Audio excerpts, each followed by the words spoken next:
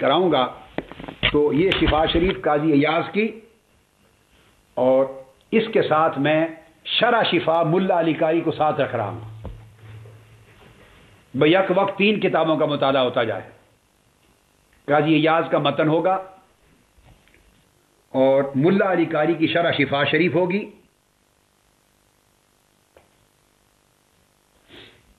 اور اس کے ساتھ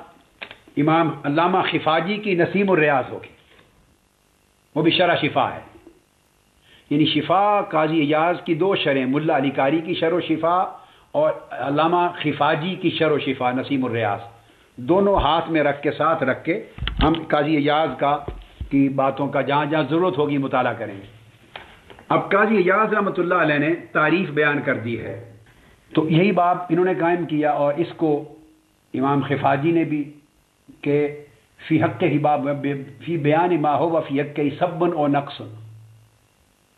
یہ بیان ہے اس چیز کا، خواہ تعریضاً خواہ تصریحاً، کیسا کلمہ اور کیسی عبارت ہے جو آقا علیہ السلام کی شان میں کوئی شخص کہے تو وہ گستاخی تصور ہوگی۔ اب یہ اس طرف آ رہے ہیں قاضی ایاز رحمۃ اللہ۔ پہلے میں قاعدے کی بات آپ کو بتا لوں، شروع سے ہی آپ کی آنکھیں کھل جائیں اس موضوع پر، وہ یہ کہ کسی فعل کو آقا علیہ السلام کی گستاخی تصور کرنا، اس کے لیے پہلی بات لازم ہے کہ وہ اس میں حضور علیہ السلام کا ذکر کرے۔ اب بڑی توجہ سے سنیں، کیونکہ آگے میں تمام امثال بیان کروں گا کہ وہ آقا علیہ السلام کا ذکر کرے، اور حضور علیہ السلام کا ذکر کر کے آپ کا نام لے کر، یا اللہ کا نام لے کر، یا قرآن کا نام لے کر، یا سنت کا نام لے کر، یا شریعت محمدی کا نام لے کر، یا حکم رسول کا نام لے کر، یا شریعت نبی کا نام لے کر، یا آقا علیہ السلام کی ذات و صفات کا نام لے کر، اس کے بعد جو کلمہ احانت اس نے کہا ہے تصریحاً یا تعریضاً، پھر وہ کلمہ منسوب ہو آقا علیہ السلام کی طرف۔ اور اگر کسی شخص کے پورے کلام میں سیاق سے سباق تک اول تا آخر اس نے نام ہی نہ لیا ہو آقا علیہ السلام کا، نہ خدا کا، نہ رسول کا، نہ قرآن کا، نہ سنت کا، نہ شریعت کا، وہ بات کسی اور تناظر میں کر رہا ہو اور نام تک بھی ایک مقام پر بھی نہ لیا ہو، تو پھر وہ آقا علیہ الصلوۃ والسلام کی گستاخی کہاں سے بن گئی؟ اس کا قول لغو ہو سکتا ہے، اس کا فہم خطا پر مبنی ہے، ضلالت پہ مبنی ہے۔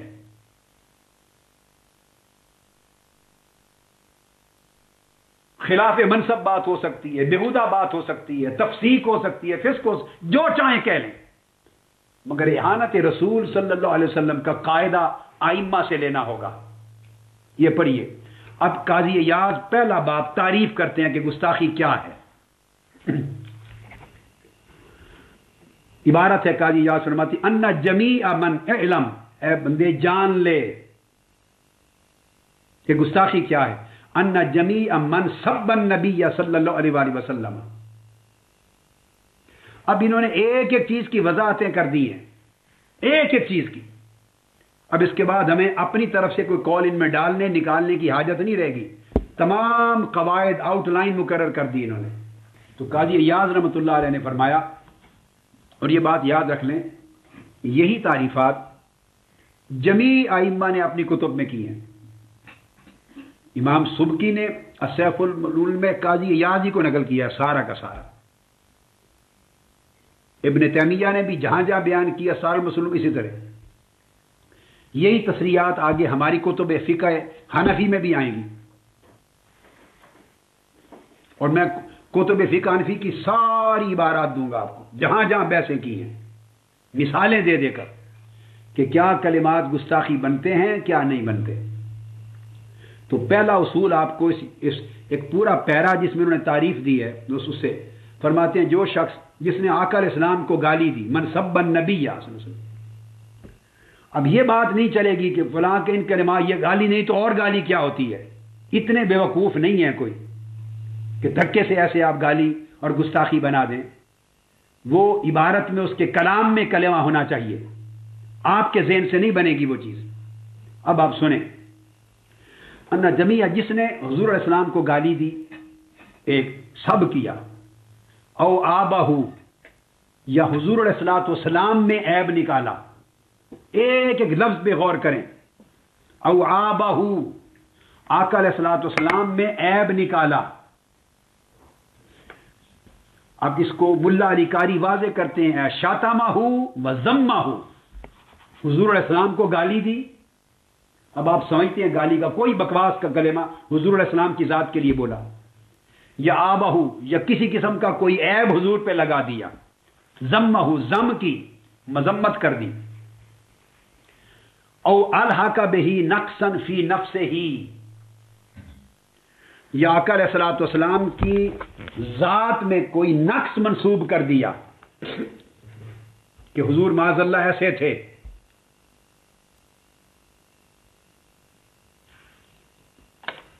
اور فی نفس ہی میں یہ میں نے ملا علی قاری کا بتا دیا آپ کو، یعنی اے ذات ہی و صفات ہی. آگے وضاحت میں کرتا آ رہا ہوں، اور میں نے اس لیے کتابیں کو یہ نہ کہے کہ یہ تو متن تھا تو اس کے تو اور معنی بھی بن سکتے ہیں، تو میں نے معنی لکھنے والے دونوں جلیل القدر امام اور علماء سامنے رکھ دیے، ملا علی قاری بھی رکھ دیے شرح شفا، اور علامہ خفاجی کی نسیم الریاض بھی سامنے رکھ دی. اور میں نے عرض کر دیا کہ آگے آپ کو اگلی نشست میں شاید میں آپ کو 20-50 عبارتیں فقہائے احناف کی بھی بتاؤں گا، کیا گستاخی بنتی ہے کیا نہیں. تو امام خفاجی لکھتے ہیں کہ یا الحق بہی نقصاً فی نفسہ، یہ حضور علیہ السلام کی ذات اقدس میں کوئی نقص منسوب کیا. اور بیان وہ کرتے ہیں کہ اس کا مطلب یہ ہے کہ فقد آبہ و نقص، آپ کوئی عیب لگایا حضور پر، حضور کا کوئی نقص بیان کیا. وفی نفسہ کا مطلب مما یتعلق بخلقتہ و خلقتہ، یہ حضور کے خلق سے یا حضور کے خلق سے، حضور کی ذات کی طرف کوئی عیب منسوب کیا، یا حضور کی خلقت جسم پاک میں، وجود اطہر میں، حسن میں، یا حضور کے خلق میں، آپ کے اخلاق اور عادات و اطوار میں، عادات شریفہ میں اور اخلاق مکرمہ میں، ان کی طرف کوئی عیب منسوب کر دیا اس نے. یہ گستاخی کی تعریف ہو رہی ہے، ایسا کلمہ بولا.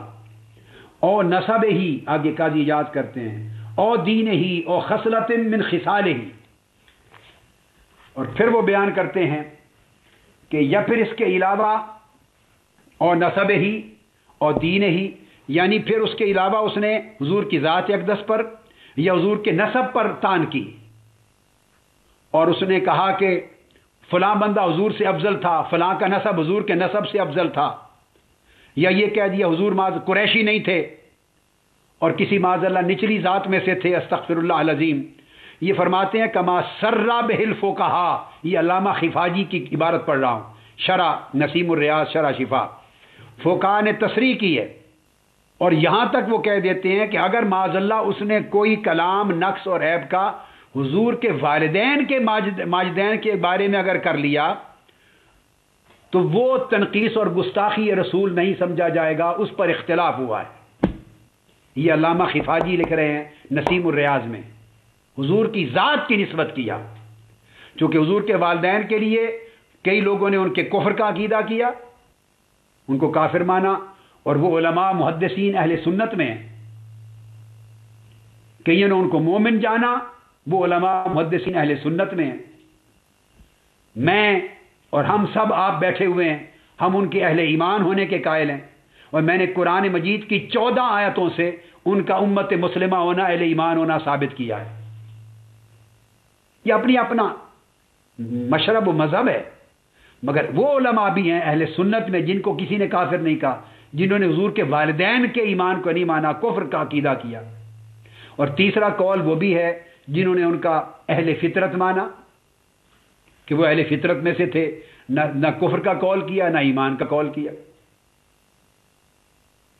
تو ایسا کچھ لکھنے اور کہنے کے باوجود بھی وہ لوگ کافر نہیں ہوئے، گستاخ رسول نہیں بنے، کیونکہ وہ کہتے ہیں ما واقع من الاختلاف فی اسلام ابویہ لیس من تنقیص النسب. علامہ خفاجی، لیس من تنقیص النسب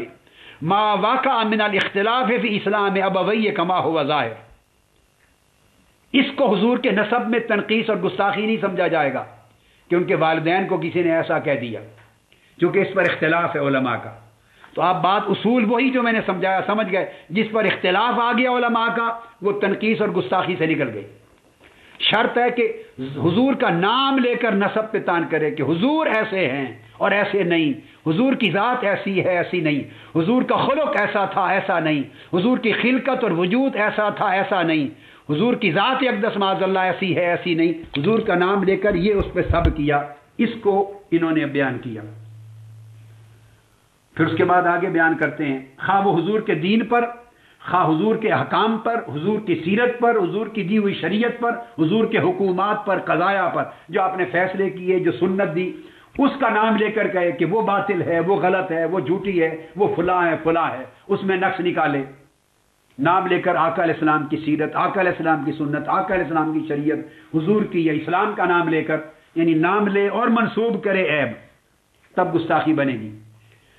اور پھر بیان کرتے ہیں اور ارادہ بہی، خواہ اس کی تعریضن کرے، اور شبہہ بشیئن، خواہ اس کے ساتھ کسی بری چیز کی تشبیہ دے، کسی بری گندی اور حقیر چیز کے ساتھ تشبیہ دے کہ معاذ اللہ تنقیص کرے. علی طریق سب لہو، گستاخی کے طریق پر، اول ازراء علیہ، یا کسی ایسی چیز کے ساتھ حضور علیہ السلام کا نام لے کر تشبیہ دے جس پر حضور پر عیب ثابت ہو جائے. اب تصغیر لشأنہ، یہ حضور علیہ السلام کی ذات اقدس کے لیے ایسی بات کہے جو آپ کی شان کو چھوٹا کر دے، آپ کی شان اقدس کو معاذ اللہ تصغیر کرے. الغد منہ والعیب لہ، عیب لگائے، تخفیف شان کرے. فرماتے ہیں فہو صاب لہ، وہ شخص حضور علیہ السلام کا گستاخ ہے. آواز اونچی،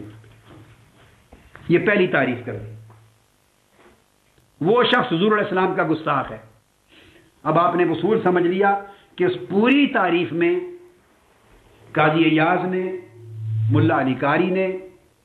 علامہ خفاجی صاحب نسیم الریاض نے، اور باقی کتب کے میں بعد میں لوں گا چونکہ میں شرح شفا کے ساتھ لے رہا ہوں نا، باقی بعد میں آئیں گی. ایک بات کا تعین ہو گیا، آخر اول سے آخر تک انہوں نے کہا کہ حضور علیہ السلام کی ذات کو نشانہ بنائے، اور خواہ وہ نشانہ تصریحاً بنائے خواہ تعریضاً بنائے، اشارتاً بنائے کنایتاً بنائے، ڈائریکٹ بنائے انڈائریکٹ بنائے، خواہ وہ حضور کا نام لے کر کسی بری چیز کی تشبیہ دے دے، حضور کی ذات کو تان کرے، حضور کی ذات کو گالی دے، حضور کی ذات میں عیب نکالے، حضور کی ذات اقدس کی طرف نفس منسوب کرے، حضور کا نام لے کر نسب میں منسوب کرے، حضور کے دین پر، دیانت پر، امانت پر، اخلاق پر، شرافت پر، آقا علیہ السلام کی خسرت پر، آقا علیہ السلام کی عزت و حرمت پر، آقا علیہ السلام کی عادات پر، اخلاق پر، آداب پر سب کرے، شتم کرے، گالی دے، نقص نکالے، عیبدار جانے اور ان کو گھٹائے اور ان میں تنقیص کرے اور اس کو عیب نکالے. فہو صاب لہ، وہ حضور علیہ السلام کا گستاخ ہے. والحکم فیہ حکم الصاب، ایسے شخص کے لیے حکم گستاخ کا حکم ہے. یقتل کما نبینہ، اس کی سزا قتل ہے. اب ان عبارتوں کو بہت غور سے دیکھتے چلے جائیے چونکہ یہ پڑھا کے پھر میں یہ عبارتیں پڑھ کے تو پھر اس پر آئیں گے. اب وہ کہتے ہیں کہ جب یہ چیز ثابت ہو جائے کہ اس نے حضور علیہ السلام کی ذات پر حملہ کیا نام لے کر، ذات سے مراد انہوں نے وسیع کر دیا، اس ذات میں حضور کی ذات بھی ہے، حضور کی نفس بھی ہے، حضور کا نسب بھی ہے، حضور کی دین و دیانت بھی ہے، حضور کی سنت اور سیرت طیبہ بھی ہے، حضور کی خصلت بھی ہے، حضور کی شان بھی ہے، حضور کا معجزہ بھی ہے، حضور کا قرآن بھی ہے، حضور کی عظمت بھی ہے، آقا علیہ السلام کی نبوت اور رسالت بھی ہے. حضور کی ذات کا کوئی گوشہ ہو نام لے، حضور کا نسب بھی ہے، اس کو ٹارگٹ کرے، اس کی گستاخی کرے، اسے گالی دے، اس میں عیب نکالے، اس میں نقص پیدا کرے، اس میں عیب منسوب کرے، اس میں کمی کرے، تخفیف کرے، اور خواہ وہ چیز حضور کی نسبت کی ہو، اس میں حضور کی پسند ہے. یہ آگے آئے گا. مثلا آقا علیہ السلام کی سنت میں جو چیز حضور پسند کرتے اس میں آقا علیہ السلام کا لباس آ جاتا ہے، آقا علیہ السلام کا اوڑھنا بچھونا آ جاتا ہے، آقا علیہ السلام کے جوڑے نالین آ جاتے ہیں، آقا علیہ السلام کی خوراک آ جاتی ہے، آقا علیہ السلام کا کھانا پینا آ جاتا ہے، آپ کا سالن، آپ کی سبزیاں، آپ جو جو کھاتے، جو جو تناول فرماتے، جو جو جس طرح بیٹھتے، جس طرح اٹھتے، کھانے کے بعد انگلیاں مبارک صاف کرتے، برتن صاف کرتے، عادات، اطوار، اخلاق، طور، شعار، طریقہ،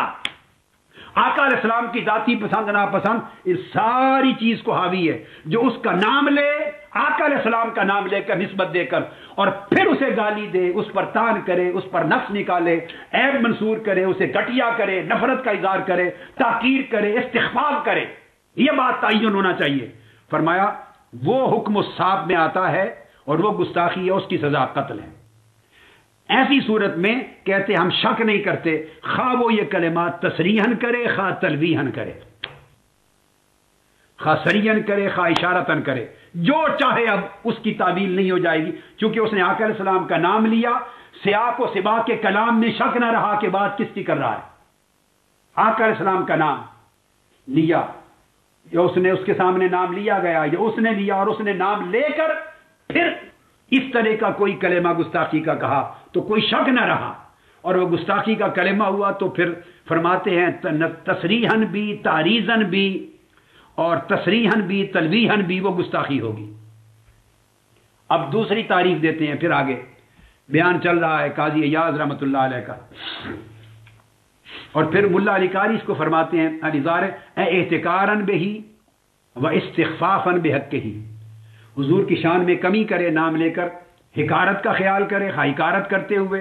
خواہ استخفاف شان میں کمی کرتے ہوئے، ایل احتکار عظیم قدر ہی، یہ حضور علیہ السلام کی عظیم قدر و منزلت ہے اس کو حقیر جانے یا اس کو نقص کرے امر میں۔ اور اس چیز کے اوپر فرماتے ہیں کہ وہ حکم صاحب ہوگا اجمالاً، کہتے اجمالاً ہم نے حکم اس پر گستاخی کا لگا دیا، کما نبینہ تفصیلاً بعد میں بیان کریں گے، اور اس میں اس کو کوئی رعایت نہیں دی جائے گی۔ اب اس میں پھر آگے کرتے ہیں وَكَذَلِكَ، اب دوسری تعریف لاتے ہیں قاضی ایاز رحمۃ اللہ علیہ، وہ فرماتے ہیں وَكَذَلِكَ مَنْ لَعَنَهُ او دعا علیہ۔ اب فرماتے ہیں کہ ان کلمات سے بھی گستاخی بنتی ہے۔ جس نے آقا علیہ السلام پر لعنت بھیجی، معاذ اللہ استغفر اللہ، نقل کفر نباشد، مگر ائمہ نے لکھا ہے، سمجھایا ہے، اور اس لیے دین کی اور فقہ کی اور عقیدہ اور ایمان کی باتیں سمجھانے کے لیے پڑھا رہا ہوں اور پڑھ رہا ہوں اور سمجھ رہا ہوں اور سمجھا رہا ہوں۔ اس طرح جو آقا علیہ السلام پر معاذ اللہ لعنت بھیج دے، کوئی بدبخت اور کمینہ، اور دعا علیہ، حضور کو بد دعا دے دے، کوئی بےہودہ کلمہ بول دے، ایسا ہو حضرت محمد کے ساتھ ایسا ہو جائے، ایسا تیسا بول دے، بکواس کر دے، لعنت بھیج دے اور بد دعا کر دے، ہلاکت کی بات کر دے، آقا علیہ السلام کی ذات اقدس پر کوئی ایسا بکواس کرے، اور تمنا مدرۃ اللہ، یا حضور علیہ السلام کے لیے کوئی بدبختی اور نقصان کی چیز کی تمنا کرے، میں چاہتا ہوں حضور کو ایسا ہو جاتا، کاش، خدا نہ خواستہ میری خواہش ایسا ہوتا، معاذ اللہ۔ وَنَاسَبَ إِلَيْهِ مَا لَا يَلِيقُ بِمَنْصِبِهِ عَلَى طَرِيقِ الذَّمِّ وَالْعَيْبِ،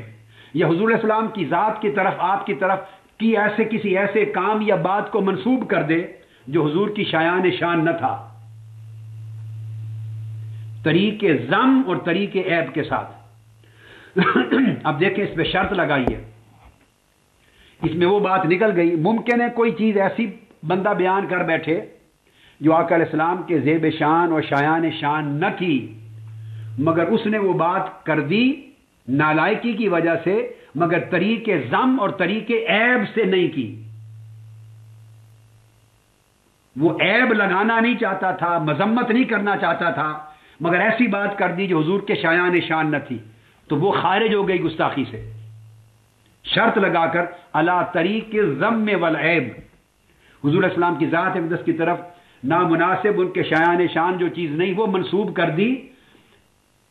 طریق ذم سے۔ اب ملا علی قاری فرماتے ہیں لعلہ احتراز من الخطا او صحو،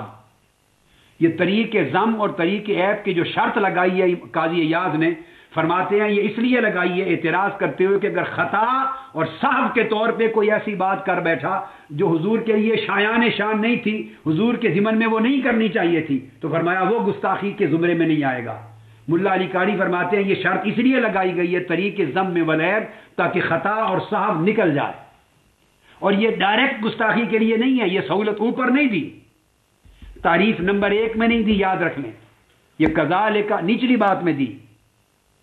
کہ کوئی ایسی چیز منسوب کر دی، کوئی ایسا واقعہ یا کوئی ایسی چیز جو حضور کی شایان شان نہ تھی۔ آگے تفصیلی مثالیں بھی آئیں گی، ایک الگ فصل انہوں نے قائم کی ہے کہ کون سے کلمات گستاخی نہیں ہوتے، وہ فصل بھی آئے گی، اور آپ کے رونگٹے کھڑے ہو جائیں گے سن کر اور پڑھ کر، اور سمجھ آ جائے گا کہ یہ کیا دین کا مذاق بنا رکھا ہے ہم نے۔ تو فرماتے ہیں کہ طریق ذم اور طریق عیب سے حضور کے منصب کے خلاف کوئی چیز منسوب کر دے۔ اب آگے آیا کہ کوئی ایسا کلام جو آقا علیہ السلام کی شان اقدس میں قبیح بول دیا، حضور کی شان میں قبیح کلام بول دیا، وہ بھی گستاخی ہو جائے گا۔ جو آپ کی جہت عزیزہ کی طرف، حضور کی ذات کی طرف، حضور کی طرف، یا کوئی جھوٹا قول بول دیا، منکر ناپسندیدہ بات حضور کا نام لے کر ان کی طرف منسوب کر دی۔ وَأَيَّرَهُ بِشَيْءٍ مِّمَّا جَرَى مِنَ الْبَلَاءِ وَالْمِحْنَةِ، آقا علیہ السلام نے فقر اختیاری اختیار کیا، کئی کئی دن کھانا نہیں تناول فرماتے تھے، پیٹ بھر کے نہیں کھانا کھایا، اس طرح کے واقعہ کو حضور علیہ الصلوۃ والسلام کو حضور کو آر دینے کے لیے، آقا کی ذات اقدس میں عیب نکالنے کے لیے کہہ دے کہ بھوکے تھے، ان کو ملتا کچھ نہیں تھا، اگر ملتا تو کھا لیتے، تو ان کو فقیر مسکین اور بھوکا معاذ اللہ عیب دار طریقے سے حضور کے فقر اختیاری کو فقر اضطراری بنا کے پیش کیا تاکہ شان میں تنقیص ہو۔ تو فرماتے ہیں یہ گستاخی ہو جائے گی۔ او غمسہ اے آبہ، پھر حضور علیہ السلام کو عیب والا بنایا آقا علیہ السلام کا نام لے کر، ببعض العوارض البشریہ، ایسے عوارض بشریہ کا ذکر کر کے حضور علیہ السلام کے اندر عیب ڈالنا چاہا، کسی عوارض بشریہ کا ذکر کر کے۔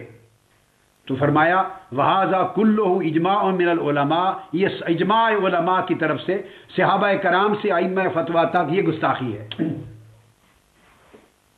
یہ سب گستاخی کی تعریف میں آتا ہے۔ اب آپ نے جب یہ قول سن لیا، اس کے بعد انہوں نے پھر اختلاف کی بحث کی ہے کہ وہ میں بعد میں لوں گا انشاءاللہ، کہ جو آقا علیہ السلام کو گستاخی کرے اس کی سزا قتل ہے، اور اس میں پھر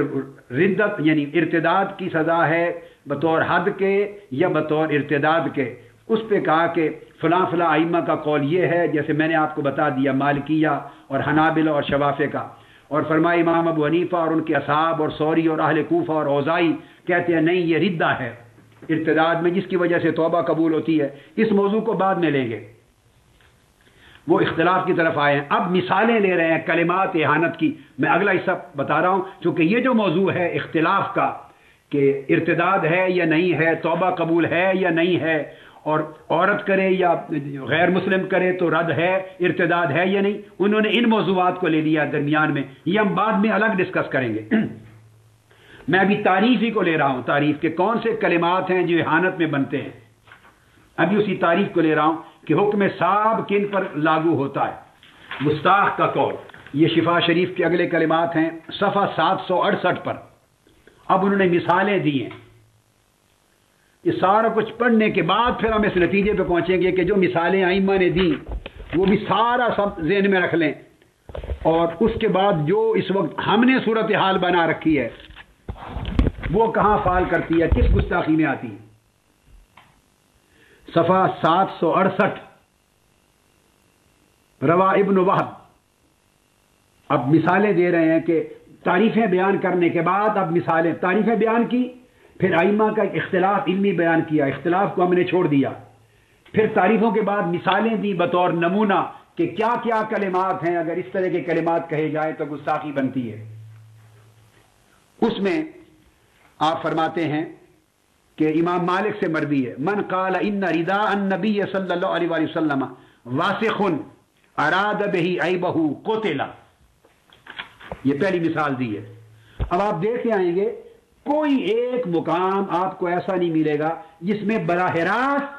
قائل کے قول کی نسبت حضور علیہ السلام کی طرف نہیں۔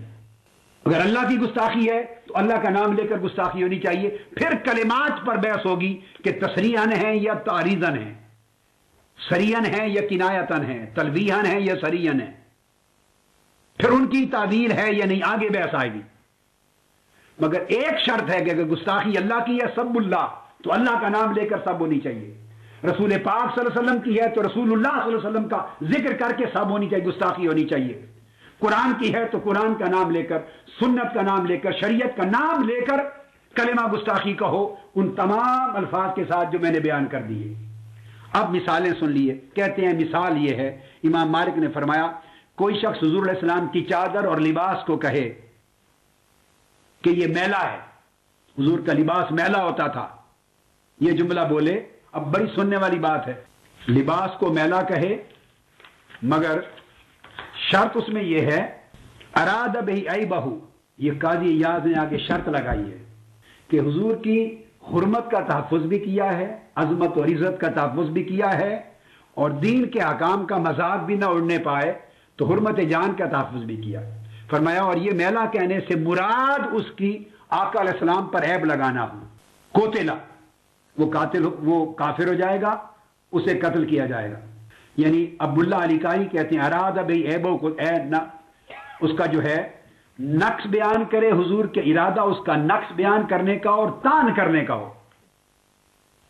کہیں ایسا نہ ہو کہ وہ بیوقوف اس میلا کہہ کے تو مراد لینا چاہتا ہے کہ اتنی سادگی رکھتے تھے، ہر دوسرے روز نہیں دھلواتے تھے، سادگی رکھتے تھے، یہ ایسی فقر اختیاری میں رہتے تھے آقا علیہ السلام، بس اس کا دھیان اس طرح کا نہ ہو تو یہ بیہودہ کلام ہو جائے گا، یہ اس کا پاگل پن ہو جائے گا، نازیبا کلمہ ہوگا، رد کر دیا جائے گا، نازیبا ہوگا۔ مگر ایسے شخص کو گستاخی اور کفر سے نکالنے کے لیے کہا کہ ارادہ ہو اس کا لباس میلا ہوتا تھا، میلا کچیلا سمجھنا کہ اس میں عیب اور نقص اور تان کا ارادہ ہو، ارادہ بہی، تب وہ گستاخ ہوگا، اسے قتل کرنے کا حکم ہوگا۔ یہی بات ملا علی قاری نے کہی۔ اب ملا علی قاری نے یہاں جو میں نے آپ کو مثال دی وہ فرماتے ہیں کہ اگر اس کا تان اور نقص اور عیب نکالنے کا ارادہ نہ ہو تو پھر گستاخی میں نہیں جائے گا۔ قاضی ایاز کے قول میں وہ کہتے ہیں کیونکہ اس ثابت فی الشمائل، آقا علیہ السلام کے شمائل سے ثابت ہے کہ آقا علیہ السلام کئی بار آپ کا جو لباس اطہر ہوتا تھا، فرماتے اصابت دسماء بدسومت، اس میں بال مبارک آتے تھے، لگتے تھے، یا پسینہ مبارک اس میں آتا تھا، بے شک پسینے سے خوشبو مبارک آتی تھی، اور فرماتے ہیں دسماء کا لفظ آیا ہے جو عربی میں شمائل میں کہتے ہیں وہ وسخ کے لیے یوز ہوتا ہے، میل کے لیے، ظاہراً ضد النظیفہ، نظافت کے خلاف میلے کے لیے یوز ہوتا ہے، تو شمائل کی کتابوں میں آیا ہے مگر گستاخی قرار نہیں دیا، وہ کسی اور ضمن میں بیان کیا کسی کو، مثلا غزوہ میں ہیں، جنگ میں ہیں، مٹی آقا اٹھا رہے ہیں، غزوہ خندق میں اینٹیں پتھر اٹھا رہے ہیں، مٹی جس میں پاک پہ لگ رہی ہے، لباس عطر پہ لگ رہی ہے، یا اس طرح کی صورتحال ہے، بچوں کو اٹھایا ہے، کسی بچے نے کبھی بول کر دیا ہے آپ کا تو دھلوا دیا، اور سفر میں ہے، گرد و غبار پڑ گیا ہے، تو شمائل میں ایسے تذکرے آئے ہیں، تو فرمایا اس لیے قاضی ایاز نے شرط لگائی ہے ارادہ بہی عیبہ اے نقصہ و تانہ، کہ اس کا ارادہ وسخ کہنے کا، میلا ہونے کا ارادہ عیب اور تان کا ہو تو تب وہ کافر گستاخ ہوگا۔ دوسری مثال دیتے ہیں،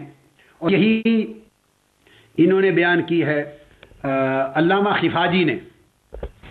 خفاجی نے بھی یہی مثال بیان کی، ارادہ بہی عیبہ، ان کے لفظ سن لیں نسیم الریاض کے، کہ وسخ کہا، میلا کہا،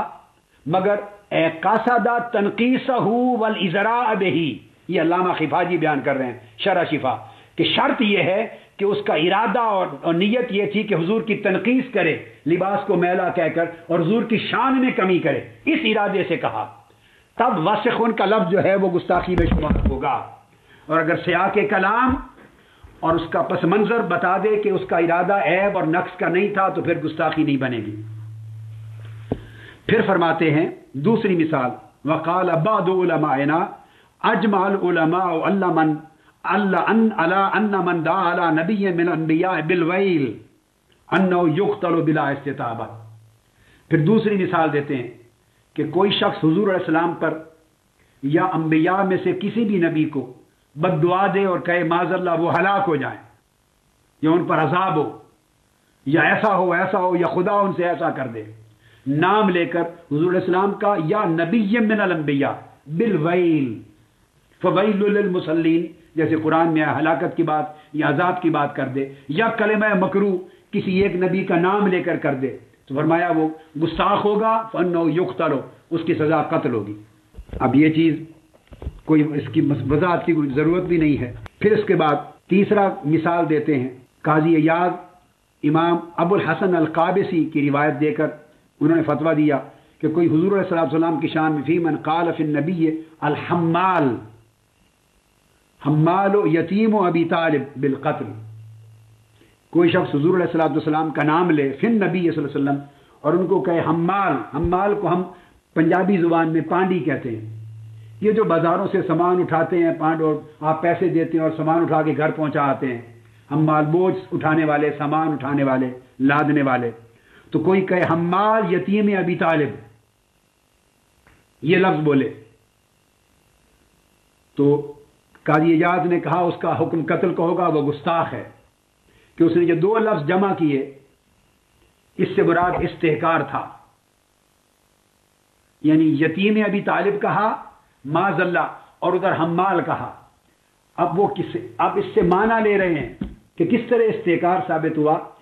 کہ جب اس نے یتیم کا ابو طالب کا یتیم معاذ اللہ، تو گویا وہ اس سے بیچارگی لینا چاہتا ہے، آقا علیہ السلام کی طرف بیچارگی کو منسوب کرنا چاہتا ہے، بدبخت. اور ساتھ اس کے حمال کہہ دیا، یہ ظاہر کرنے کے لیے کہ وہ یتیم تھے، بے سہارا تھے، وسائل کچھ نہیں تھے، تو اپنی روزی کے لیے پھر وہ یہ کام کرتے تھے. تو دو لفظوں کے اجتماع سے اس کی نیت ثابت ہو گئی کہ احتکار اور استخفاف گستاخی نیت ہے. فرمایا وہ شخص ان دو کلمات کے ملا دینے سے حضور کی شان میں گستاخ ہوگا، اس کی سزا قتل ہوگی. اب یہی وضاحت قاضی ایاز کے اس قول کی ملا علی قاری نے اور باقی ائمہ نے بھی کی ہے. امام ابو الحسن القابسی المعافری جو ہیں ان کا قول، اور وہ کہتے ہیں بالکل اس طرح کہ جب یتیمن کہا تو حالانکہ نفس الامر میں وہ کہتے ہیں آقا علیہ السلام یتیم تھے، نفس الامر میں یتیم تھے اور حمال بھی تھے، بوڑھی عورتوں کے، غریبوں کے، لوگوں کے بوجھ اٹھا کے گھر تک پہنچا آتے تھے. مگر جب اس نے دو لفظ ملا دیے اور کہتے ہیں علم یجد کا یتیمن فآوا، اب نفس الامر میں دونوں چیزیں ہیں، مگر اب ملا علی قاری وضاحت کرتے ہیں. وہ کہتے ہیں کہ چونکہ اس نے لعل الجمع بین الوصفین، دو وصف جمع کیے ہیں اس نے کہ حضور کو حمال کہا اور یتیم ابی طالب کہا. یہ دو وصف جمع کرنے سے اس کی نیت آشکار ہو رہی ہے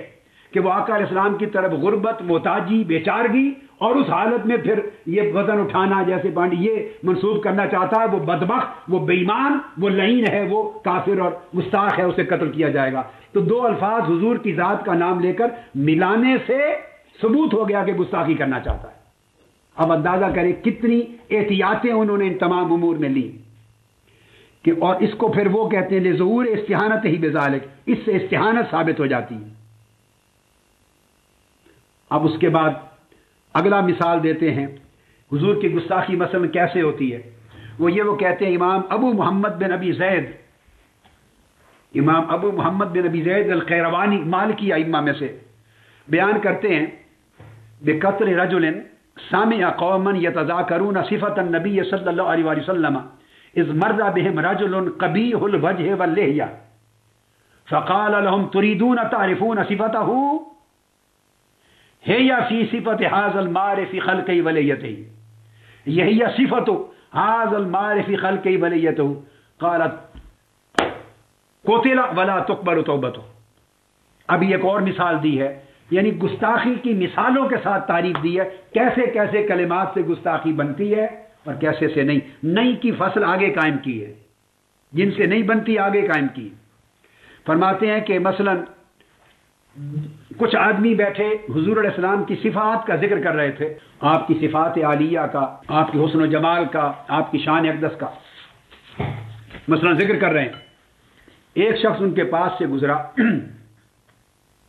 وہ شخص قبیح الوجہ تھا، قریب منظر، بد شکل قسم کا، اور اس کی داڑھی بھی بڑی گھنی عجیب قسم کی پھیلی ہوئی، جس میں حسن نہیں تھی، تراش نہیں تھی، داڑھی میں حسن نہیں تھا، اس کی اچھا زینت نہیں تھی داڑھی میں رکھی ہوئی اس نے، اور چہرہ بھی بڑا مکروہ قسم کا تھا. گزرا تو اس نے پوچھا کہ تم جاننا چاہتے ہو جس نبی اور رسول کی تعریف کر رہے ہو کہ وہ کیسا تھا؟ اس شخص نے کہا جاننا چاہتے ہو کہ وہ رسول کیسا تھا؟ اس نے کہا یہ شخص دیکھا جو گزر رہا ہے سامنے، جس کی داڑھی بھی دیکھ لی ہے، جس کا منہ بھی دیکھ لیا، وہ تمہارا رسول اس جیسا تھا۔ تو حضور علیہ السلام کا مذاکرہ ہو رہا ہے اور اس میں اس نے کہا کہ اس جیسا تھا، تشبیہ دے دی۔ فرمایا اس تشبیہ سے وہ لعین مرتد ہوگا، کافر ہوگا، اس کی توبہ قبول نہیں ہوگی۔ عند المالکیہ، یاد رکھ لیں، احناف کے ہاں ہر جگہ توبہ قبول ہوگی، یہ بات سمجھ لیں۔ امام اعظم اور ائمہ متقدمین کے ہاں ہر کیس میں توبہ قبول ہوگی، گستاخی میں ہر کیس میں اس سے توبہ مانگی جائے گی، اگر کر دے تو معاف کر دیا جائے گا۔ اور میں نے آپ کو بتایا بعد متاخرین احناف نے قول لیا عدم قبول توبہ کا، کہ گستاخ رسول سے توبہ نہیں کرائی جائے گی اور قبول نہیں کی جائے گی، یہ دوسرا قول ہے۔ مگر متاخرین کا، متقدمین کا قبول توبہ کا تھا۔ یہ مالکیہ کا ہے، چونکہ قاضی ایاز مالکی ہیں، اس لیے اپنے مذہب کے مطابق لکھ رہے ہیں ولا تقبل توبۃ، یہ اندر مالکیہ چل رہا ہے۔ یہ اصول کو ذہن میں رکھ لیں ہر جگہ۔ تو اور یہ حنابلہ کا بھی یہی مذہب ہے اور شوافع کا بھی غالب اکثریت قول یہ ہے۔ تو وہ گستاخ رسول ہے، اس کی قتل ہوگی سزا۔ اسی طرح امام احمد بن ابی سلیمان جو حضرت سہنون امام مالک کے جو تلمیذ ہیں، جیسے امام ابو یوسف امام اعظم کے ہیں، تو امام مالک کے سب سے عظیم شاگرد حضرت سہنون، تو ان کے صاحب اصحاب میں سے امام احمد بن ابی سلیمان۔ اب اس سہنون کے یہ جو ہیں اصحاب میں سے یہ دونوں لفظ آتے ہیں، یاد رکھ لیں، سہنون بھی اور سہنون بھی دونوں اعراب ہیں، یہ امام مالک کے اکابر تلمیذ ہیں۔ اب انہوں نے مثال بیان کی، من قال ان النبی صلی اللہ علیہ وسلم کان اسود یقتل، وہ کہتے ہیں کوئی شخص کہے حضور علیہ السلام کو معاذ اللہ کے حضور کالے تھے، اگر آقا علیہ السلام کے لیے یہ لفظ بول دے کہ حضور کالے تھے تو وہ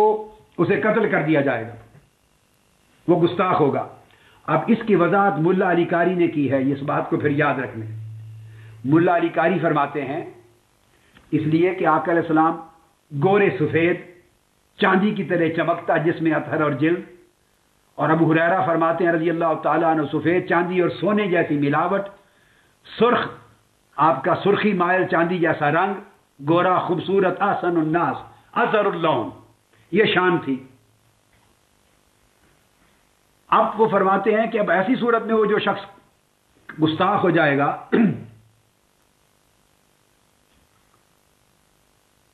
اب ملا علی قاری کی وضاحت سنیں کہ کالا کا لفظ بولنے سے وہ استثناء کرتے ہیں، یہ امام ہیں آپ کے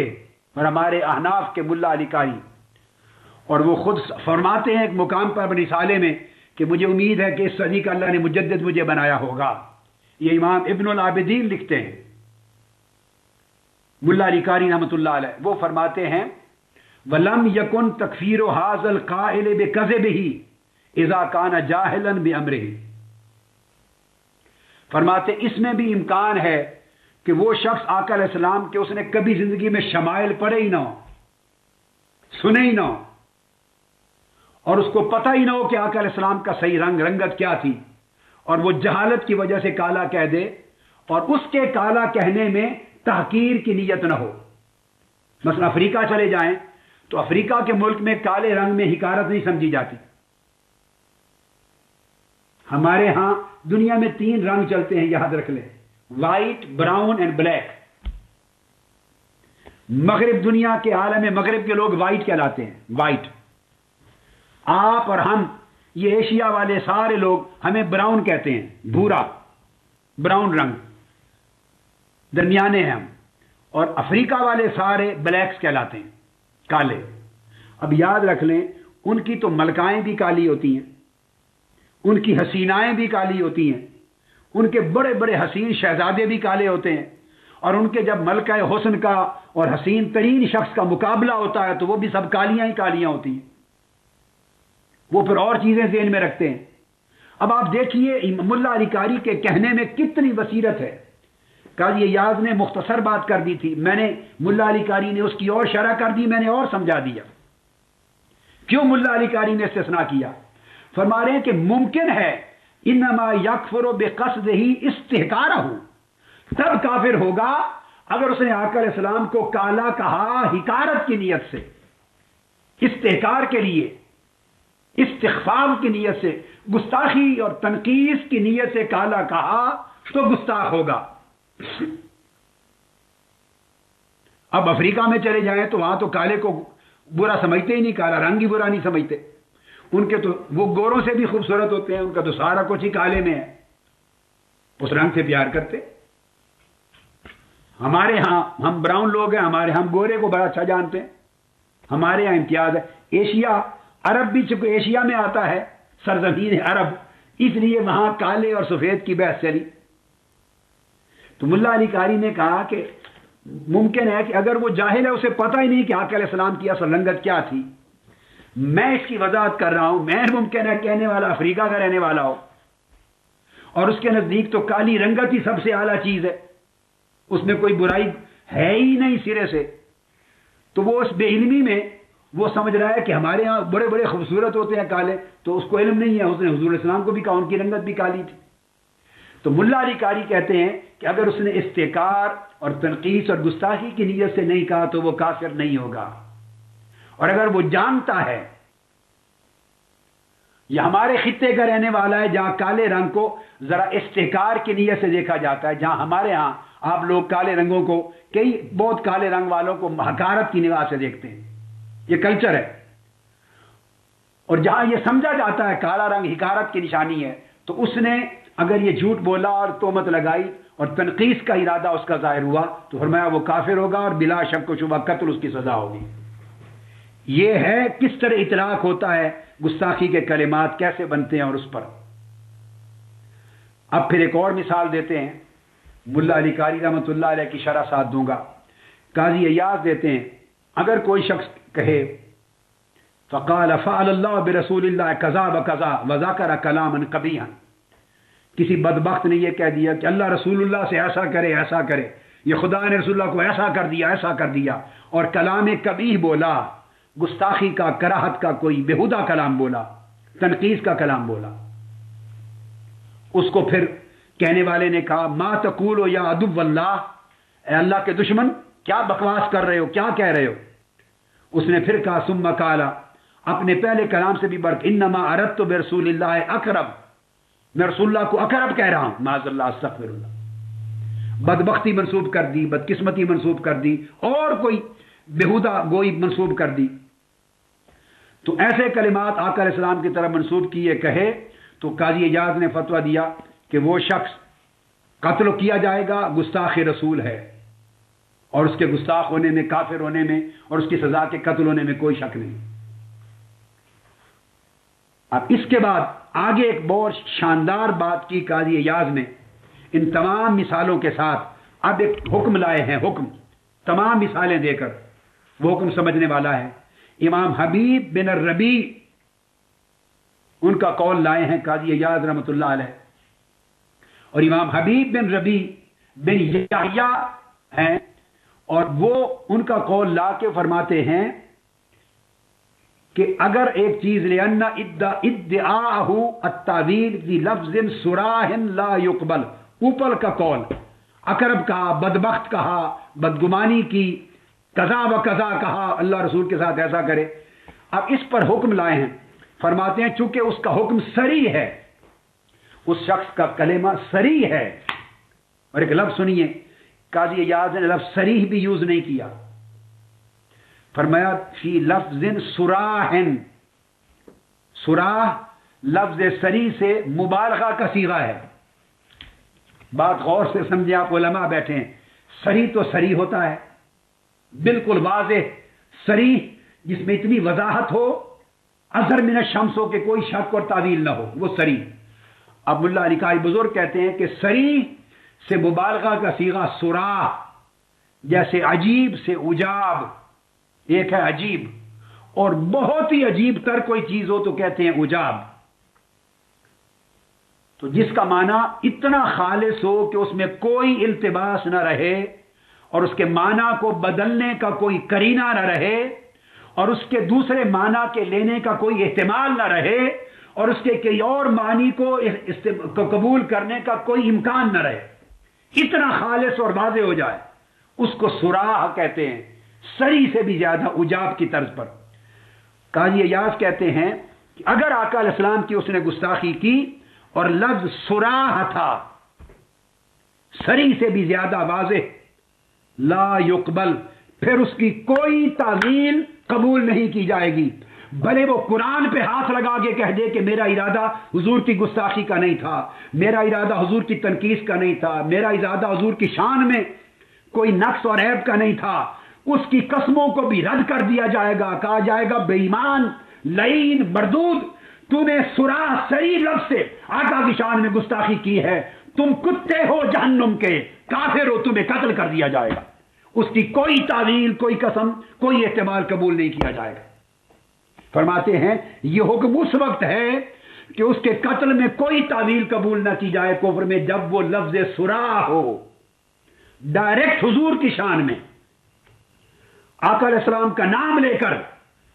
خواہ حضور کی ذات کا، خواہ حضور کی صفات کا، خواہ حضور کے حسن کا، خواہ حضور کے جسم پاک کا، حضور کے لباس پاک کا، حضور کے نسب پاک کا، حضور کی عادات طیبہ کا، اخلاق حسنہ کا، عظمت مصطفیٰ کا، معجزہ مصطفیٰ کا، شریعت مصطفیٰ کا، سنت مصطفیٰ کا، کتاب اللہ کا، قرآن کا، حضور کا نام لے، حضور کے کھانے کا، لباس کا، سبزی کا، میرے آقا کے جوڑے کا، حضور کے گھر کا، میرے آقا کی در و دیوار کا، میرے آقا کے بستر کا، چارپائی کا، ان اینٹوں کا جس پر قدم رکھتے، اس خاک کا جس پر قدم رکھتے، اس مدینہ کا جس پہ حضور لیٹے ہیں، بس وہ نسبت کر دے حضور کی طرف، ثابت ہو جائے کہ اس کا کلمہ میرے آقا کے لیے ہے، حضور کے لیے ہے، اور کلمہ صریح ہو، پھر وہ کتا ہے جہنم کا، اس کی کوئی تعویل قبول نہیں، احتمال قبول نہیں، وہ قتل کیا جائے گا۔ اگر ایسی سرے سے کوئی چیز ہی نہ ہو، نہ کلمہ صراح ہو، نہ کلمہ صریح ہو، نہ اس کی نسبت نام لے کر حضور سے کی ہو، نہ حضور کی ذات کا نام لیا ہو، نہ حضور کی صفات کا، نہ آقا کے اخلاق کا، نہ حضور کا سنت کا نام، نہ حضور کی شریعت کا، نہ قرآن کا، جب یہ لفظ ہی نہ بولے اپنے کلام میں، بقایا جو کچھ کہتا رہے، آپ اس کو بکواس کہہ سکتے ہیں کہ بکواس کیا اس نے، لفظ بولا، ضلالت پر مبنی گمراہ کی، خلاف منصب کہا، بےہودہ آدمی، یہ جو چاہے کہتے پھریں، مگر خدا کا خوف کریں۔ ائمہ نے اس کو گستاخ اور اس کو اہانت کے زمرے میں نہیں لکھا، اگر جب تک یہ شرائط پوری نہ ہو۔ وہ فرماتے ہیں کہ ایسے شخص کا ادعا تعویل قبول نہیں ہوگا کہ جس کا کلمہ صراح ہے۔ پھر 8ویں مثال دیتے ہیں ایک اور، کہ یہ یاد، اور یہ یاد رکھ لیں، جتنے علماء بعد میں آئے سمجھ لیں، میں تو آپ کو شفا شریف کا درس دے رہا ہوں، ساتھ ملا علی قاری کو بھی لے کے چل رہا ہوں، علامہ خفاجی نسیم الریاض کو بھی لے کے چل رہا ہوں، حنفی بھی اور غیر حنفی بھی، جتنے بعد میں علماء آئے، السیف المسلول ہے مثلا علامہ سبکی کی، تو گستاخی کے کلمات بطور نمونہ لکھے ہیں، ابن تیمیہ آئے، ابن عابدین آئے، جتنے بھی بعد میں آئے، اکثر جب گستاخی کی بحثیں آئی ہیں تو مثالیں سب نے شفا شریف سے لی ہیں۔ انہوں نے جامع اور مانع مضمون بیان کر دیا ہے، اور پھر اس کی شروع اور مزید اور امکانات فقہی اعتبار سے ہمارے فقہاء نے کتب میں دے دیے ہیں، وہ بحث اگلی نشست میں دوں گا۔ ایک اور مثال دیتے ہیں کہ امام ابو عبداللہ بن عطاب نے بیان کیا کہ ایک اشعار ہے، اشعار کہتے ہیں جو لوگوں سے ٹیکس وصول کرتا ہے، ٹیکس، طرح طرح کے امکانات بیان کیے ہیں، مثالیں دی ہیں۔ ٹیکس وصول کیا، اس نے کہا ٹیکس دو، وشکو الی النبی صلی اللہ علیہ وآلہ وسلم، اور اس کو کہا جا کہ اپنے رسول اللہ صلی اللہ علیہ وسلم کو بے شک شکایت کر دینا۔ مثلا حضور کے زمانے میں تھا، مثلا کسی دوسرے ملک میں ٹیکس لیا، ظلمن لے رہا ہے، ظلمن، اور ساتھ کہا جا کہ رسول اللہ صلی اللہ علیہ وسلم کو شکایت کر دینا، بے شک اس نے، یا اس نے کہا میں شکایت کروں گا، اس نے کہا جا کے شکایت کر دینا، اور یہ بات کہہ کر حضور علیہ السلام کا، آپ نے دیکھا ہر مثال میں آقا علیہ السلام کا نام آیا ہے، آقا علیہ السلام کا براہ راست ذکر آیا ہے، پھر کلمات پر اعتبار ہوتا ہے، پھر کلمات کیا ہیں، صریح ہیں، تلوی ہیں، تصریح ہیں، کنایا ہیں، بالواسطہ بلا واسطہ ہے، تعویل ہے، نہیں، بعد میں بحث آتی ہے، پہلے اس شخص کی گفتگو کا ہدف آقا علیہ السلام کی ذات ہونا چاہیے۔ اس نے کہا جب وشکو الی النبی صلی اللہ علیہ وسلم، حضور علیہ السلام کو جا کے کر دینا شکایت، وقال ان سألت اور جہلت فقد جاہل وسأل النبی صلی اللہ علیہ وسلم، اگر میں تم سے پوچھ رہا ہوں اور مجھے نہیں معلوم، میں جاہل ہوں، اس نے کہا میں غریب ہوں، مجھے معلوم نہیں میرے حالات. اس نے کہا اگر میں جاہل ہوں تمہارے حالات سے اور بے خبر ہوں اور میں پوچھ رہا ہوں تو جاؤ رسول اللہ کو شکایت کر دینا. کئی چیزوں میں حضور بھی جاہل ہوتے تھے، حضور کو بھی پتہ نہیں ہوتا تھا اور حضور بھی پوچھتے تھے. اگر نام لے کر آقا علیہ السلام کی طرف اس طرح جہالت منسوب کر دی تو فرمایا اس کا حکم ہے بالقتل، وہ گستاخ ہوگا، اسے حضور کا نام لیا، جہالت منسوب کی، قتل کر دیا جائے گا. یہ ملا علی قاری نے بھی آگے ساری اسی چیز کو تفصیل سے لکھا ہے اور تمام کتب میں ہے. اسی طرح آگے مثال دیتے ہیں فقہائے اندلس کی. ابن حاتم متفقہ تھا الطلیطلی، ابن حاکم المتفقہ الطلیطلی اندلس کے ابن حاتم، اس کے قتل کا فیصلہ دیا. اس نے مناظرے کے دوران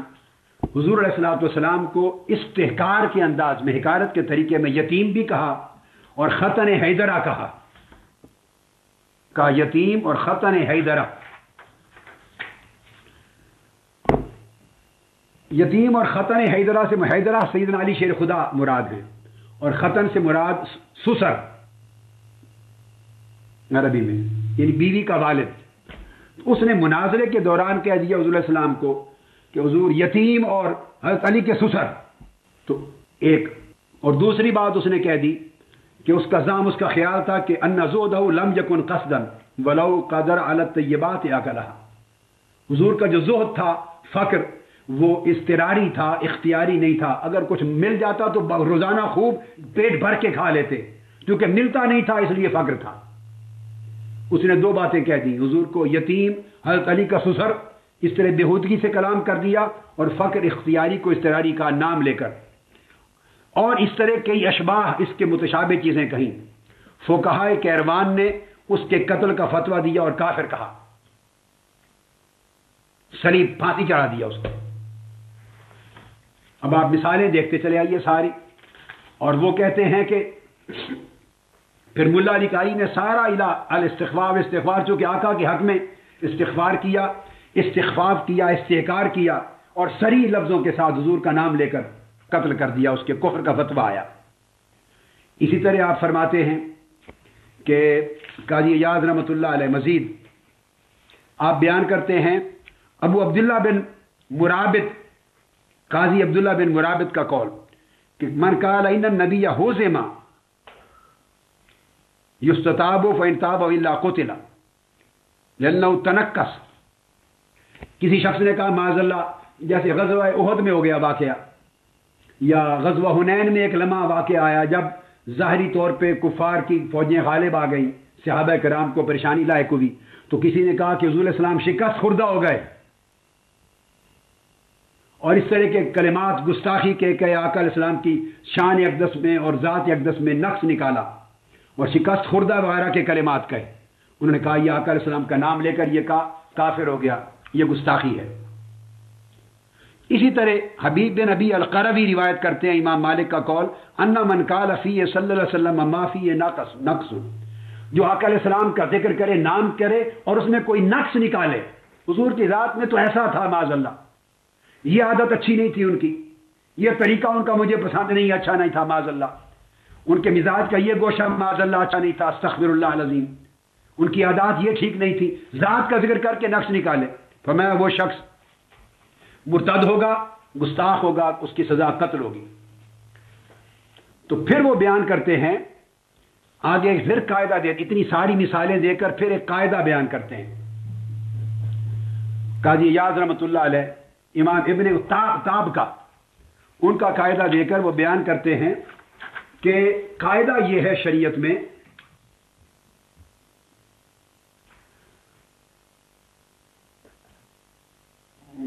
سبحان اللہ،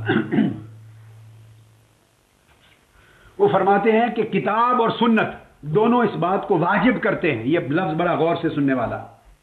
کتاب و سنت دونوں اس بات کو واجب کرتے ہیں. کیا؟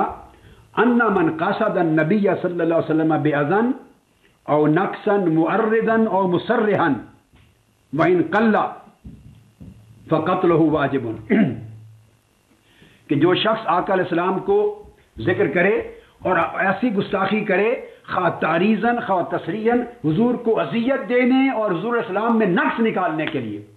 اذیت دینے یا نقص نکالنے کے لیے کتاب و سنت اس کو واجب کرتے ہیں اس کے قتل کو، اور ان کو علماء کہتے ہیں سبًا و نقصاً کہ یہ سب گستاخی ہوگی۔ اس پر ملا علی قاری شرح شفا میں آگے اس پر اور وضاحت کرتے ہیں، اور آپ فرماتے ہیں وضاحت میں ثم اعلم ان فصل الخطاب فی ھذا الباب، ملا علی قاری فرماتے ہیں کہ جان لے اے عالم اے طالب کہ اس موضوع میں فصل الخطاب آخری فیصلہ کن بات یہ ہے ان ھذا کلہ اذا صدر عنہ تعمدا ولو ہزلا بخلاف ما اذا جرى على لسان سهوا خطا اقرارا، اگر یہ سارے کلمات آقا علیہ السلام کی شان میں جان بوجھ کر تعمدن اس نے کہے، جو کلمات آپ کو بتا دیے، حضور کا نام لے کر حضور کو ٹارگٹ بنایا اور حضور میں عیب نکالا، نقص نکالا، تان کی، تشنیع کی، گالی دی، معاذ اللہ ہلاکت کی، بددعائی کی، اور اس طرح براہ راست گستاخی کی، خواہ وہ مزاح سے ہی کرے، تو فرمایا یہ گستاخی شمار ہوگی، اس پر سزا قتل ہوگی۔ اور پھر ملا علی قاری کہتے ہیں کہ بخلاف اس کے جیسے بعض لوگوں پر کوئی کلمہ سہون آ جائے، کسی کی زبان پر خطاً آ جائے یا اکراہن آ جائے، وہ خطا سے سمجھ نہیں آ جائے، تو پھر وہ گستاخی شمار نہیں ہوگی، کیونکہ آقا علیہ السلام نے فرمایا رفع عن امتی الخطأ والنسیان وما استکرہوا علیہ، میری امت سے 3 چیزیں اٹھا دی گئیں، معاف کر دی گئیں، خطا، نسیان اور استکراہ۔ اس کو فتاوی قاضی خان نے تفصیل سے بیان کیا، تو وہ فرماتے ہیں کہ اگر مزاح میں بھی کہے مگر قصداً کہے، اور قصد گستاخی کا ہو آقا علیہ السلام کا، اور گستاخی ان کلمات یا اس کے اشباہ و امثال کے ساتھ ہو، حضور کے ذکر کے ساتھ، تو وہ پھر بنتی ہے۔ یہ حکم دے کر ملا علی قاری پھر آخری ایک مثال دیتے ہیں، اس فصل کی آخری مثال، اور وہ کہتے ہیں کذالک اقول، میں اسی طرح یہ بھی کہتا ہوں، حکم من غامسہ، ملا حضرت قاضی ایاز پھر آخر پہ کنکلوڈ کرتے ہیں کہ کس جیسے کلمات اور اشباہ و امثال سے گستاخی ہوتی ہے۔ کچھ مثالیں اور ہیں جو میں آگے آپ کو بتاؤں گا، دوں گا، تو گستاخی ہوتی ہے۔ وہ فرماتے ہیں اگر آقا علیہ السلام کا اس نے حضور کے اندر عیب نکالا، اور ایرہ برعایت الغنم، یا آقا علیہ السلام کو چرواہا حضور کو آر دلانے کے لیے، شان کو کم کرنے کے لیے معاذ اللہ حقارت کی نیت سے چرواہا کہا، اس لیے کہ ملا علی قاری اور علامہ خفاجی اور سب کہتے ہیں کہ آقا علیہ السلام نے بکریاں چرائیں، سب انبیاء نے چرائیں، مگر اور امر ہے، مگر ایک شخص اس میں آقا علیہ السلام کی بیچارگی، غربت، بے سہارگی اور آپ کی شان اقدس میں تنقیص اور آر کے لیے کہنا چاہتا ہے کوئی بدبخت۔ رعایت الغنم، یا وہ جان بوجھ کر یا حضور کی طرف صاحب منسوب کرے کہ حضور تو بھولتے رہتے تھے، معاذ اللہ باتیں بھول جاتے تھے، وہی بھول جاتے تھے، تو اس طرح صاحب منسوب کرے، یا نسیان منسوب کرے اس طرح کہ یا خطا کر بیٹھتے تھے یا نسیان کر بیٹھتے تھے، حالانکہ وہ کہتے ہیں کہ بکریاں بھی چرائیں آقا علیہ السلام نے،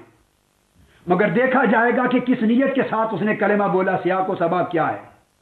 آقا علیہ السلام کی طرف صاحب منسوب کیا، مگر صاحب ہوا، احادیث میں آیا ہے، مگر کس نیت کے ساتھ وہ صاحب بیان کرنا چاہتا ہے، اس طرح جیسے ہم میں سے کئی لوگ بھولتے رہتے ہیں، اور اس سے گویا سکاہت مجروح کرنا مقصود ہوتی ہے کہ قابل اعتماد نہیں ہے، یہ کیا، یہ تو بھولتا رہتا ہے آدمی، نیت یہ ہے، یا نسیان، یا معاذ اللہ نسیان حافظے کی کمزوری منسوب کرنا چاہتا ہے تاکہ قرآن کی سکاہت اور اعتماد مجروح ہو جائے، احکام شریعت مجروح ہو جائیں، آقا علیہ السلام کی اپنی ذات پاک کی سکاہت اور اعتماد مجروح ہو جائے، اس نیت سے نسیان منسوب کرتا رہتا ہے، ورنہ آقا نے فرمایا میں بھولتا نہیں ہوں، بھلایا جاتا ہوں۔ اب اس سحر یا جادو منسوب کیا کہ حضور علیہ السلام تو جادو زدہ تھے معاذ اللہ، حالانکہ آقا علیہ السلام پر جادو کیا گیا اور اس کی رد میں معوذتین نازل ہوئی۔ اب یہ ان تمام چیزوں کو لے آئے ہیں جو واقعات ہوئے، اس شخص نے ان واقعات کا تذکرہ کیا تو فرمایا دیکھا جائے گا کہ وہ سارے واقعات اگر آقا علیہ السلام کو اذیت دینے کے لیے، تنقیص شان کے لیے، سب و شتم کے لیے، استحقار کے لیے، استخفاف کے لیے،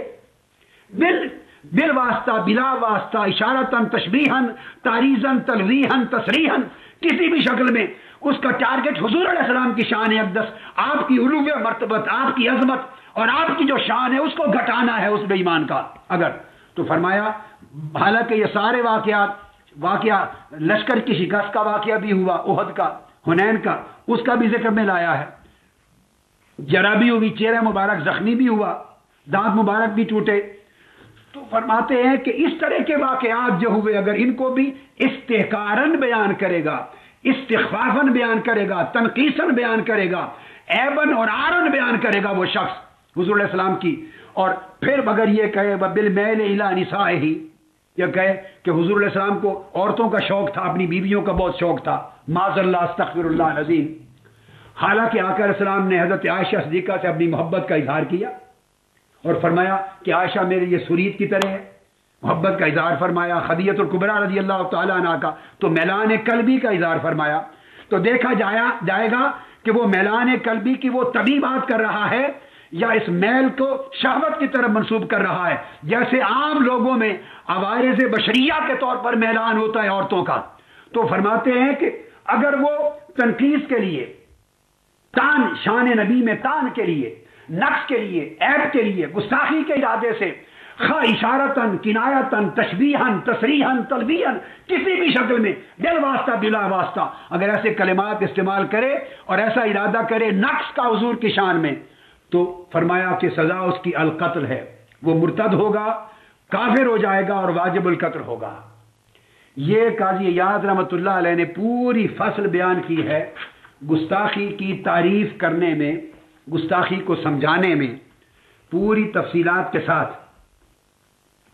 اور اس میں آپ نے دیکھا کہ ہر جگہ جو بنیادی شرط ہے وہ آقا علیہ السلام کا ذکر پاک ہے، خواہ وہ کسی کی طور پہ آئے حضور کی ذات کا ذکر کر لے، نسب کا کر لے، صفات کا کر لے، اخلاق کا کر لے، حضور کی سنت کہہ کے اس میں تنقیص نکالے میں نہیں مانتا، حضور کی شریعت خراب ہے معاذ اللہ، ظلم ہے، ناانصافی ہے، انسانی حقوق کے خلاف ہے، تب ایسا کوئی بکواس کر دے، قرآن کو کہہ دے کہ انسانی حقوق کے خلاف ہے، عدل و انصاف کے خلاف ہے، حضور نے اگر فرمایا بھی ہے معاذ اللہ تب بھی عدل کے خلاف ہے، انسانی حقوق کے خلاف ہے، تو بھاڑ میں جائے تمہارے انسانی حقوق، بھاڑ میں جائے تمہارا عدل۔ اگر تم حضور کے قول کو انسانی حقوق کے خلاف سمجھو تو حضور انسانی حقوق ہو نہیں سکتے جو آقا علیہ السلام کے عطا کردہ قول سے بہتر ہو۔ تو حضور کی سنت و شریعت اور قرآن کو حضور کی ذات کو تان کرے، حضور کی طرف منسوب کر کے جو کچھ بنائے، پھر اس کے قول کو گستاخی تصور کیا جاتا ہے، اور اگر اس کے قول میں سرے سے نہ مذاکرہ کلام میں حضور کا ذکر آئے، نہ حضور کا نام لے، نہ حضور کی شریعت کا، نہ قرآن کا، نہ حدیث کا، نہ سنت کا، نہ خدا کے قانون کا، نہ حضور کی عادات و اخلاق کا تذکرہ ہی نہ کرے بلکہ انکار کرے اس چیز سے، اور پھر اگر وہ کرتا ہے تو اس کے کلام کو دیگر معانی پر استعمال کیا جائے گا، دیگر معانی پر محمول کیا جائے گا، گستاخی پر ہرگز نہیں، یہ شریعت اور ائمہ میں کسی نے اجازت نہیں دی۔ اسی طرح بعض اور باریک باتیں بھی کی ہیں ائمہ نے، مثال کے طور پر مثلا آقا علیہ السلام کے بال مبارک ہیں، شعر، اس کو کوئی تنقیص کے لیے شعیرہ کہہ دے، بال کی بھی، منہ مبارک کی بھی تنقیص کر دے، تو ملا علی قاری رحمۃ اللہ علیہ نے شرح شفا میں ایک جگہ بیان کیا کہ اس طرح اگر حکارتاً تصغیر کے طور پہ، تحقیر کے طور پہ شعر کو شعیرہ کہہ دیا تو وہ بھی گستاخی ہوگی، کافر ہو جائے گا، چونکہ حضور کے بالوں کا ذکر کیا، منہ گیس ہوئے مصطفیٰ کا۔ اسی طرح اگر کہہ دے کوئی شخص، علامہ شہاب الدین خفاجی بیان کرتے ہیں، فلان اعلم منہ، فلاں شخص حضور کے علم سے زیادہ علم رکھتا ہے، میں کوئی کہہ دے بدبخت میرا علم حضور سے زیادہ ہے، ہم 1400 سال آگے ترقی یافتہ دور میں ہیں، اب ہمارا علم حضور سے زیادہ ہے، وہ شخص کافر مرتد ہو جائے گا۔ حضور کا نام لیا، تنقیص سے علم کر دی، نسیم الریاض میں ہے۔ فقیر و مسکین کہہ دیا معاذ اللہ، حضور کو محتاج کہہ دیا حکارتاً، حالانکہ ووجدک عائلا فاغنا آ چکا ہے، اس کے باوجود اس نے تحقیر کے لیے حضور کو فقیر مسکین کہا، وہ گستاخ کافر ہو جائے گا۔ چونکہ حضور کی تنقیص کی، کیونکہ آقا سے بڑا غنی کون ہے، فاغنا آ گیا۔ اس طرح اگر کوئی شخص کہہ دے البحر الرائق میں ہے کہ حضور ہمارے لیے کوئی نعمت نہیں ہے، حضور ہمارے لیے کوئی رحمت نہیں ہے،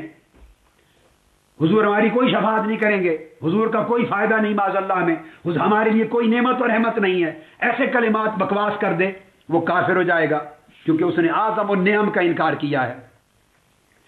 اسی طرح حضور کی حیات مقدسہ کے اندر تشکیک پیدا کر دے، حضور کی سنت میں، اخلاق میں، طہارت میں، عصمت میں شک پیدا کر دے اور عیب اور نقص نکالے، وہ شخص کافر ہو جائے گا۔ حضور علیہ الصلوۃ والسلام سے جیسا کہ میں نے عرض کیا، آپ کی پسندیدہ چیزوں کا ذکر ہو اور پھر وہ کہے حضور کی سنت کا استہزاء کرے، خواہ وہ مسواک کرنے کی سنت ہی کیوں نہ ہو، حضور کی سنت کا ذکر ہو اور پھر حضور کی سنت کا مذاق اڑائے، کہے میں نہیں مانتا اس کو، یہ کیا سنت ہے، معاذ اللہ یہ فضول چیز ہے، یہ آج کل کے ایٹیکیٹس کے مطابق نہیں، آداب کے مطابق نہیں، تو سنت کی تاکیر کرے وہ کافر ہو جائے گا، خواہ وہ سنت عام روزمرہ کی چیزوں سے متعلق ہی ہو۔ امام ابن بزار حنفی بیان کرتے ہیں، مثلا آقا علیہ السلام کھانا کھاتے اور پھر اس کے بعد اپنی انگلیاں مبارک جو ہیں وہ بھی چوس کے صاف کر لیتے،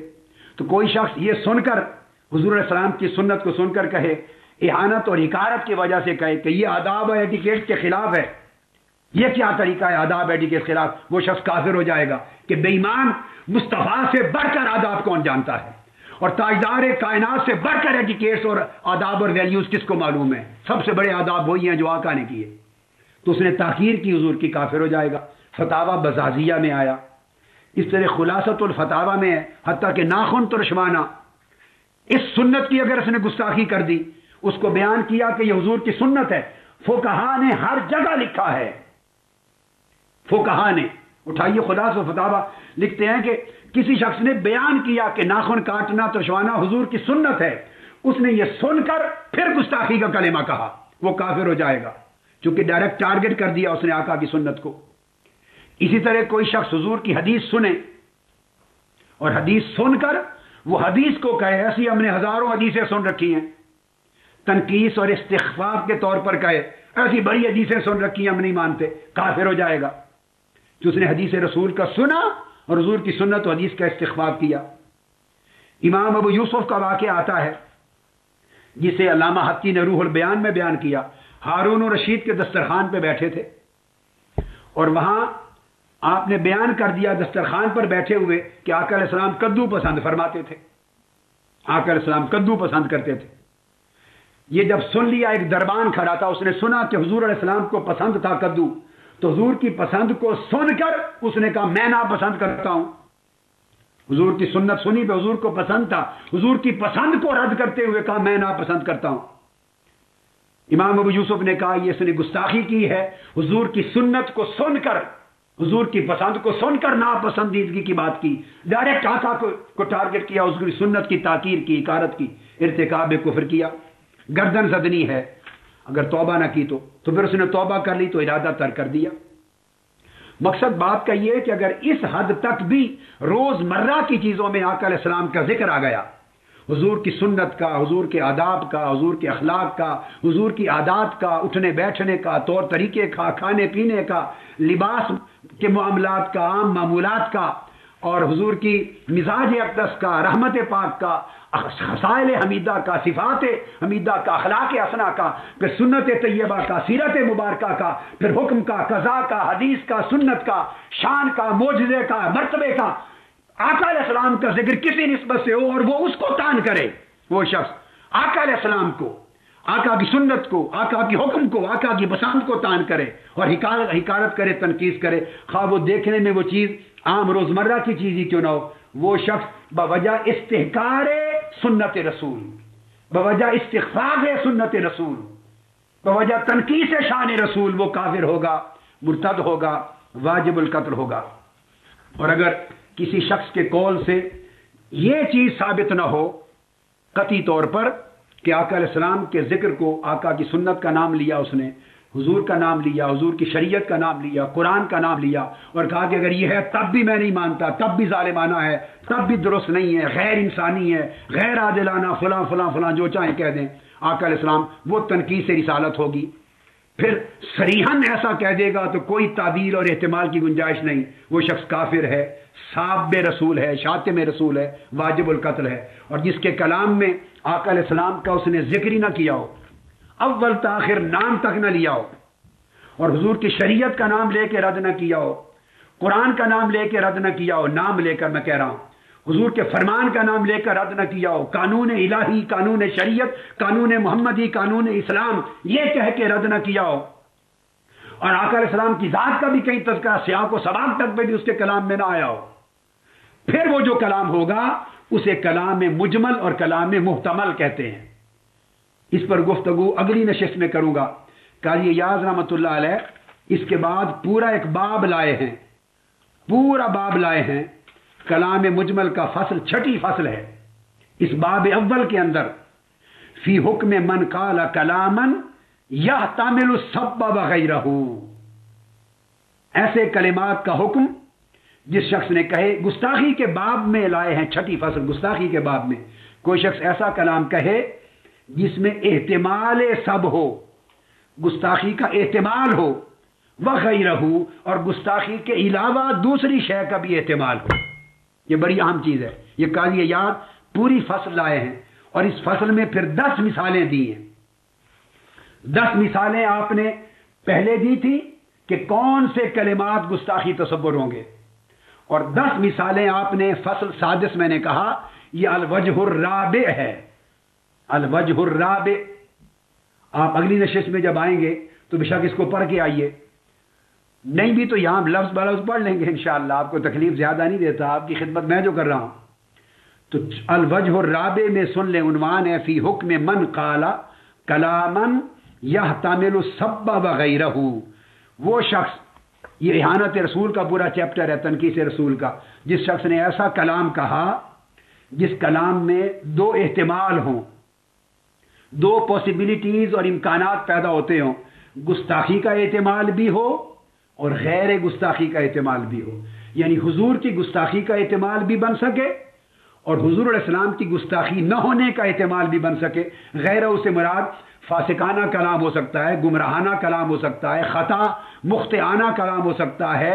جاہلانہ کلام ہو سکتا ہے، بےہودہ کلام ہو سکتا ہے، کوئی احتمال ہو سکتا ہے مگر گستاخی کا نہیں، جس سے کفر واجب آئے اور قتل واجب آ جائے۔ تو جس میں دونوں طرح کے احتمال ہوں تو قاضی ایاز فرماتے ہیں اس کلام کی بحث، اور اس کو آپ نے فرمایا ان یاتی من الکلام بمجمل، اسے کلام مجمل بھی کہا، اور سرخی میں یحتمل کلام محتمل کہا۔ اب یہ بحث اگلی نشست میں یہاں سے شروع کروں گا کہ جب کلام مجمل ہو کہ ایسی بات کی گئی ہے کہ اس کی اگر تفصیل کریں، اس کی شرح کریں، بحث کریں تو اس میں گستاخی کی طرف بھی امکان احتمال جاتا ہے اور غیر گستاخی کی طرف بھی جاتا ہے، دونوں طرح کے معنی نکل سکتے ہیں۔ تو اس کلام کو کلام مجمل اور کلام محتمل کہتے ہیں۔ تو اب ہم اس سے بحث کو شروع کریں گے، اگر کلام محتمل ہو جس میں کئی احتمال پائے جائیں مختلف معانی کے، بے شک گستاخی کا بھی ایک احتمال ہو مگر غیر گستاخی کا بھی احتمال ہو، اور وہ کلام مجمل ہو تو اس کا حکم کیا ہوگا۔ اور فرماتے ہیں یلفظ من القول بمشکل یمکن حملہ علی النبی او غیرہ ویتردد فی المراد بہ، اس کا معنی بیان کرتے ہیں، یعنی ایسے لفظ اس نے بولے، اس کو قول مشکل بھی کہا، قول مشکل بھی کہا، قول مجمل بھی کہا، قول محتمل بھی کہا، صریح اور صراح کے مقابلے میں کیسے لفظ بولے کہ جس میں امکان ہے، یہ بات آخری جملہ غور سے، حملہ علی النبی صلی اللہ علیہ وآلہ وسلم او غیرہ، جس میں یہ بھی امکان ہے کہ اس کے کلام کو آقا علیہ السلام کی طرف محمول کیا جا سکے، اور یہ بھی امکان ہے کہ آقا علیہ السلام کی طرف معمول نہ کیا جائے، ضیاء الحق کی طرف معمول کیا جا رہا ہو، نواز شریف کی طرف معمول کیا جا رہا ہو۔ جب میں اگلی نشست آئے گی نا، میں اس کے سارے انٹرویو، اس کے زبانی کلامی ایک ایک لفظ میرے پاس پوری فائل ہے۔ ایسے بات نہیں کی میں نے تحقیق کے بغیر، آقا علیہ السلام کی حرمت سے زیادہ کوئی عزیز نہیں ہے ہمیں۔ حضور کے نالین پاک جوڑے، نالین جوڑے تو کیا، میرے آقا کی گلیوں کا کتا بھی ہو تو اللہ کی عزت کی قسم اس کی عزت و حرمت کروڑ سلمان تاثیروں سے زیادہ عزیز ہے۔ شہر مدینہ حضور کے گلی کوچے کے کتے کی عزت اور حرمت بھی محفوظ ہے ہمیں زیادہ دنیا کے لوگوں سے. یہ سوال نہیں ہے. سوال یہ ہے کہ جس کس نے کہا کیا. اس پر تفصیلی بات اگلی نشست میں کریں گے. اتنی بات سمجھانے کے لیے کہ اب اگلی نشست ہم یہاں سے شروع کریں گے کہ وہ اقوال اور کلمات کیا ہیں جنہیں قاضی ایاز نے، ملا علی قاری نے، علامہ خفاجی نے، اور پھر ہم اپنے ائمہ احناف کی کتابوں پر آ جائیں گے. کل ائمہ کی کتابیں آپ کے سامنے رکھ دوں گا کھول کر، مثالیں دے دے کر، جس میں وہ کہتے ہیں کہ یہ کلام محتمل ہے. ایک ایسا کلام ہے جس کلام میں صراحت نہیں ہے آقا علیہ السلام کی طرف، اشارہ بھی نہیں، صراحت بھی نہیں. یہ محتمل کلام ہے، مجمل اور مشکل کلام ہے. یعنی اس میں کئی احتمال پائے جاتے ہیں. گستاخی کا احتمال بھی ہو سکتا ہے اور غیر گستاخی کا احتمال بھی ہو سکتا ہے. لہذا اس پر عدم تکفیر کا حکم ہوگا. اور پھر آگے حضرت قاضی ایاز فرماتے ہیں کہ ایسے قول میں امکان ہے حملہ علی النبی صلی اللہ علیہ وسلم او غیرہ ہی، کہ اس میں دونوں امکان ہیں کہ اسے حضور علیہ السلام کی طرف بھی منسوب کر دیا جائے، محمول کر لیا جائے، یہ امکان بھی ہے. اور حضور علیہ السلام کی طرف محمول نہ کیا جائے، کسی اور کی طرف کیا جائے، یہ اس حمل کا بھی امکان ہے. اس وجہ سے یہ کلام محتمل کہلاتے ہیں. وَيَتَرَدَّدُ فِي الْمُرَادِ بِهِ، اور اس کی مراد میں تردد واقع ہو جاتا ہے کہ اس کی مراد حقیقت میں کیا ہے. لہذا اس پر حکم گستاخی کا لگے گا یا نہیں لگے گا. اگر نہیں لگے گا تو پھر کیا لگے گا؟ اس کے نیچے پر 10 درجے آ جاتے ہیں، کئی درجے ہیں. تو یہ کہتے ہیں قاضی ایاز کہ یہ مظنۃ اختلاف المجتہدین، یہاں مجتہدین کا اختلاف ہوتا ہے اور مقلدین کے لیے توقف اختیار کرنے کی جگہ ہے کہ وہ قول تکفیر کا اور قتل کا نہ کریں. اب اس فصل کو ہم انشاءاللہ اگلی گفتگو میں شروع کریں گے، اور اس کی شروع کے ساتھ پھر ائمہ احناف اور دیگر فقہا کی تصریحات، ان کی بیان کردہ اشباہ و امثال اور کلمات کفریہ اور ان کے احکام، ان کو بیان کر کے رفتہ رفتہ پھر آگے کیا کیا اختلافات ہیں اس پر آئیں گے انشاءاللہ تعالی. اور میں امید کرتا ہوں کہ روز روشن کی طرح پورا موضوع اور پورا مسئلہ اور اس کا حکم واضح ہو جائے گا. اللہ پاک ہم سب کے ایمان کو سلامت رکھے اور ہمارا مرنا، جینا اور مرنا آقا علیہ السلام کی عزت و ناموس کی حفاظت میں ہو. ہم جیے بھی آقا علیہ السلام کے عشق اور ادب اور عزت و ناموس کی حفاظت میں، اور مرے بھی حضور کی حرمت و عزت و ناموس کی حفاظت میں، اور پوری امت کو یہ توفیق نصیب ہو. اور اس کے ساتھ حضور کی تعلیمات کا تضحیک اور مذاق اڑانے کی اللہ توفیق نہ دے، تو احکام دین اور حدود دین کی حرمت کی بھی حفاظت کر سکیں ہم. وما علینا الا البلاغ.